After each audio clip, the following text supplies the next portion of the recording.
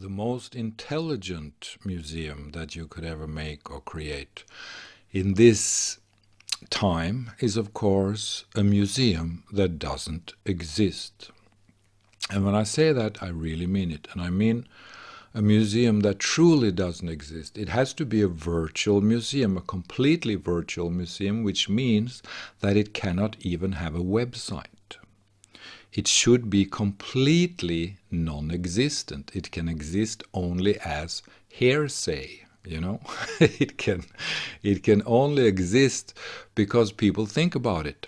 It can only exist in the moment when people think about it, which means that if you don't know about it, then you don't know about it, and when people talk about it, you will hear about it, and then you will think about it, and then it will exist when you think about it, when you hear about it. There's no website, there's no trace of it anywhere. It doesn't exist in the world in a physical sense, and it doesn't exist in a digital sense on the internet. So it is completely non-existent. It only exists when we think about it. It only exists as an idea. So it is conceptual art without representation, right? It is conceptual art without any kind of representation, except for the hearsay, you could say. Except for the fact that we would talk about it and someone would know about it, someone would hear about it, and even some intelligent art critic would write about it. You know, it really deserves that.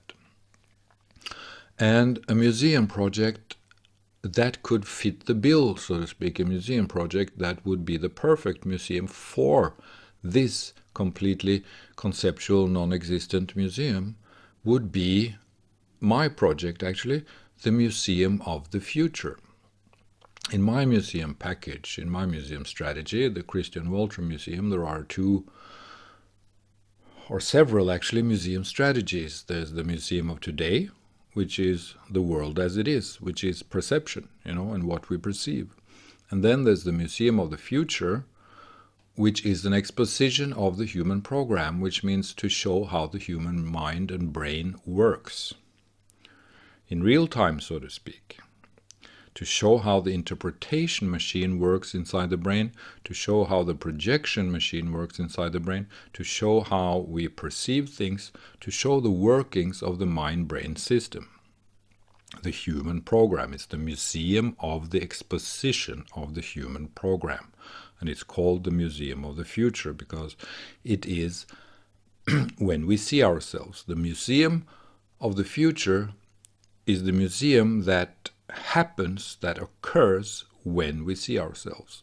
The Museum of the Future is that which happens when the human being sees himself, which means when he understands the entirety, the totality of the human program, which constitutes the mental existence within which he lives.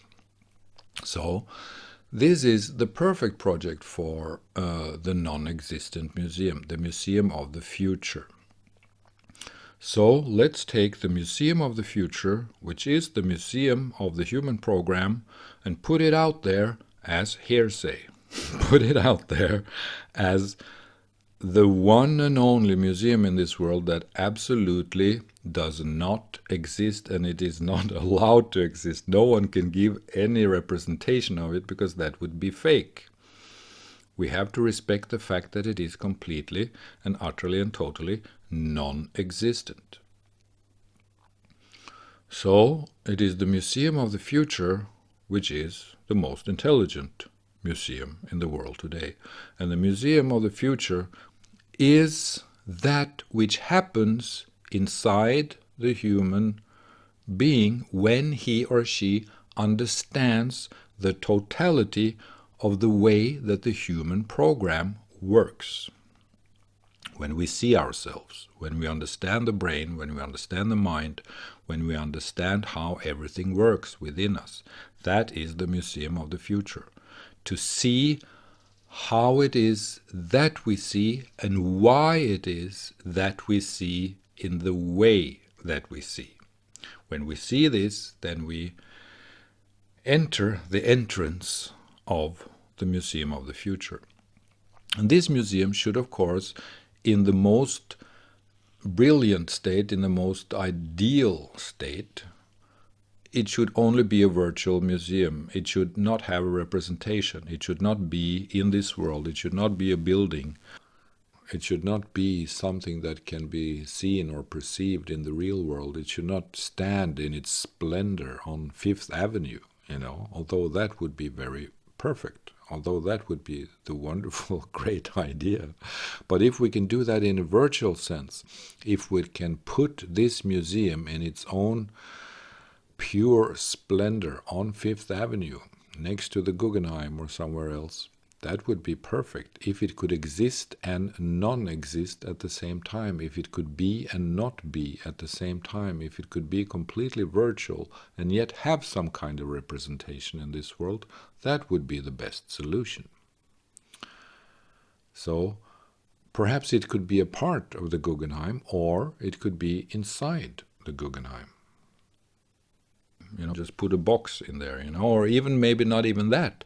Put a non-existent museum inside the Guggenheim, or inside MoMA or whatever, That would be nice. Put a non-existent museum inside a heavyweight museum that exists from before, like the Metropolitan or the Met, the MoMA or Guggenheim or any other museum that has an ability to be a first-rate intellectual institution of the refinement of the human understanding and intellect.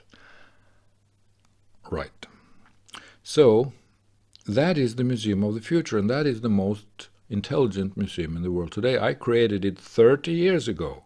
And I even proposed this idea 30 years ago. But then in an idealistic manner, and then of course it just boils away. But it has been a true and real part of my artistic life for at least 20 years. But of course it's difficult to talk to curators about this, because curators are sometimes so attached to their own discourse, to the discourse that they are living in, or to their own position, or to their self-image, or to their whatever. And the reason why we don't have any more intellect in the art world today is also partly because of art critics. We don't have any true art critics. Even in America and Europe, we don't have any true top-notch, sharp-edge philosophers, philosophical art critics who can analyze the whole hoobabaloo, and call things that which they are, to be hard and precise and ruthless towards the art that they deal with, which you have to be. If you're a true art critic, you have to be ruthless. You have to pick everything apart and give that which deserves acclaim, to give that the praise that it deserves, but also to analyze and deconstruct all the repetitive stuff, all the bullshit, all the things that doesn't seem to be first-rate. So this is, the whole art world should completely renovate itself, it should completely renovate the human program. It should the whole international art world should put the Museum of the Future inside their own brain, like a virus program, that would clean their computer, clean their intellectual capacities, so that they could become more sharp, they could become more clear-seeing, they could become truly intellectual, they could become philosophers and seers, and not just opportunistic idiots who tries to make a name for themselves in the art world, right?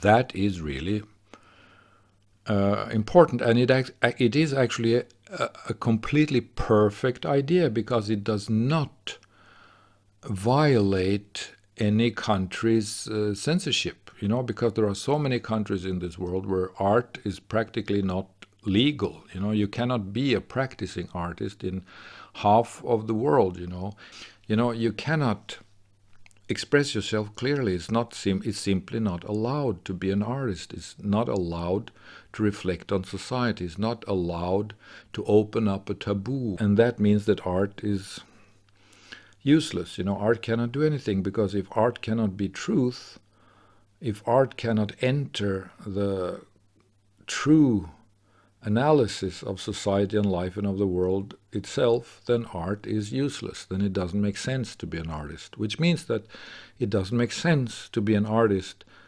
in that which is half of the world today. Half of the countries in this world exist within parameters of censorship that makes art helpless and useless, because countries have criminalized truth. You cannot speak the truth anymore in many countries in this world. It's really dangerous. But if you give a concept like this, which has to do with intellect only, it is about intellect. It's not about content. You simply put the ability to truly think and see and understand into the brains of human beings, and that is not illegal. There's no country, as far as I know, who says that that's not legal. Well, maybe there is a country, maybe. It wouldn't surprise me, actually. But that's why this project is actually perfect, because it could improve every country in order to benefit society, in order to create a better world for everyone. So it's actually a perfect project. And that's why also this concept is the most intelligent museum concept in the world today, because it actually could exist perfectly within countries that has no freedom of speech. If people knew the truth, the whole country would blow up,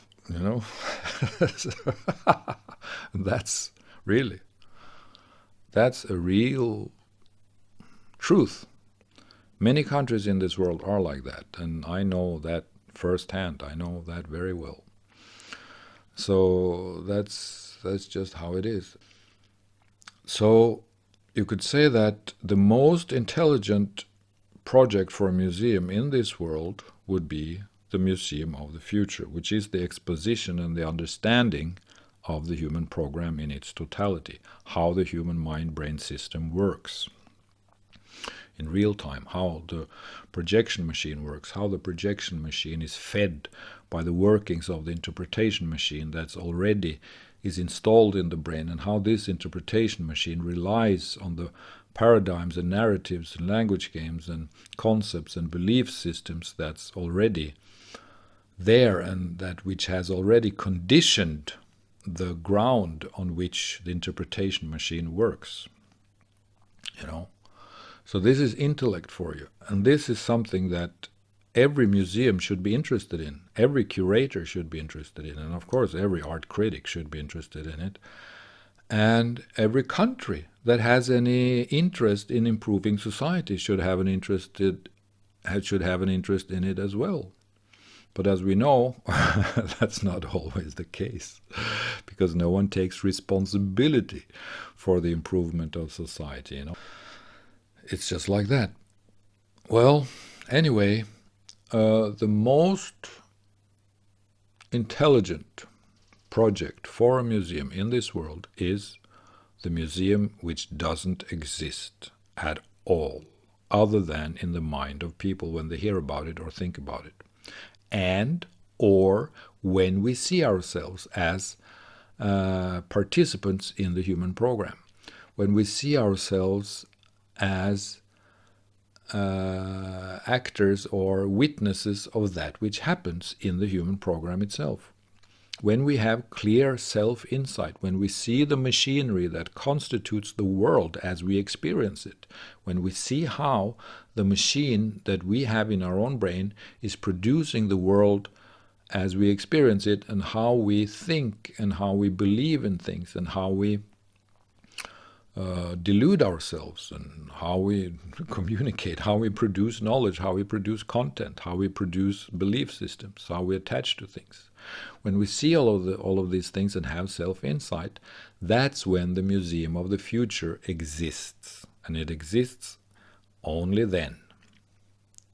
in the person who has the capacity to see himself, and who has the capacity and the ability to open up a true reflection of that which happens in his own brain, in his own mind-brain system.